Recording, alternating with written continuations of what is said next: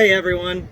So I was asked to kind of explain why we started Wartime Leadership. Wartime Leadership is actually a product of COVID.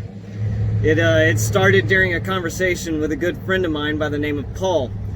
Paul travels a lot from Tampa, Florida, all the way up to New York City, but a majority of his time is spent between Tampa and Washington, D.C. and Charleston. Here in South Carolina is kind of that midway point for him, so he stops here a lot. So we have a lot of late night conversations when he comes through town. And he said, Nate, I'm teaching and I have this new forum where I teach individuals about business. I take business ideas that they've come up with and I have them put it down on paper, and I run through the different aspects of what it is to be a leader in those businesses and how to get those businesses off the ground. He said, and I want you to teach about leadership. I kind of looked stunned at him a little bit, and I said, well, why would you want me to teach about leadership? And he said, well, Nate, I see a lot of leadership traits in you that I want them to take and internalize themselves. So I thought about it for a little bit. It really didn't take me too long. But I did kind of wonder, 16 years of being in industry, different levels of management within that industry, how would I do this? What would I say? What would I bring along? And he said, well, just do a video and talk about your leadership style. So I've actually found that through these videos, I've been saying a lot of the same things repetitively over the time.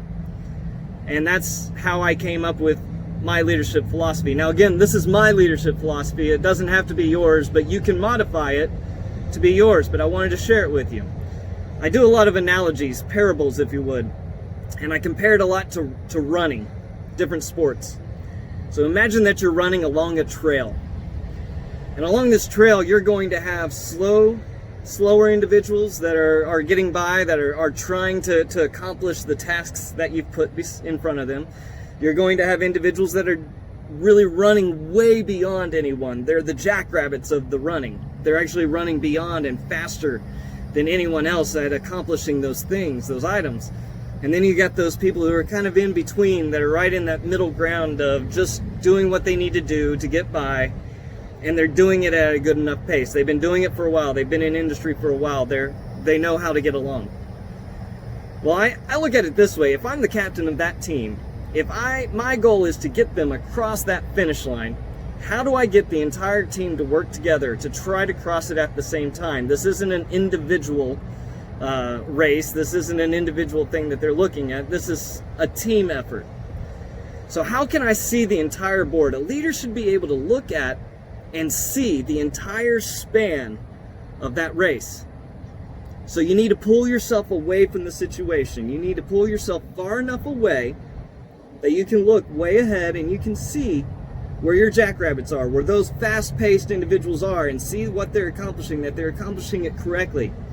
And you need to be able to look back and see those slower individuals, those ones that are struggling to get by, that they're maybe these are newer members of the team, or they haven't been practicing these things very long.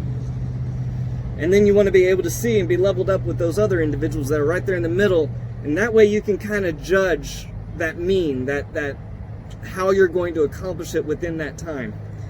So I say that you move back towards that back individual. Still be far enough away to the side that you can see straight ahead, but really with that back individual, I want to come alongside them. I don't want to run in front of them. I don't want to run behind them. See, some leaders like to push. They'll get behind that person in the back and they will push them along. Well, typically what we will do is we will push so hard that we knock them over. And we can't catch them. We can't do anything to be able to protect them in that. Or we're that jackrabbit that's in the front. We're running, we're pushing ourselves, we're going well beyond anyone else. And then we lose sight. We're saying, come, follow me. But they're all behind us, way back there. No, I like to be in the middle. I like to be able to come back and be able to change and get up with the jackrabbits when I need to, or pull back with those slow individuals. With those slow individuals, I want to be able to come alongside and push them the way that they need to be pushed. But if I push too hard, if I try just a little too much, I'm still close enough because I'm on that side to catch them before they fall. You see, I don't want individuals to fall down and bust their face. I don't want them to hurt, but I do want them to know what it feels like to fail just enough.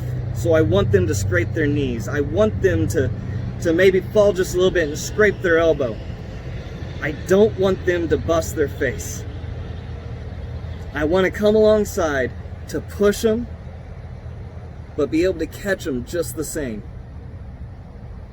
That's my leadership philosophy. That's what I have operated under for at least the last 10 years. I like to study leadership. I like to study different ways of getting things done. This is the one that works for me. Some people, it works to push their teams along because they know how to do that. They know how to push the teams and get the most out of them in that situation. And they know when to pull it back and allow them to make those at the same time. But too often we push too hard. Come alongside your team. How are you coming alongside your team to set them up for success? That's what we're going to be looking at throughout the course of these videos.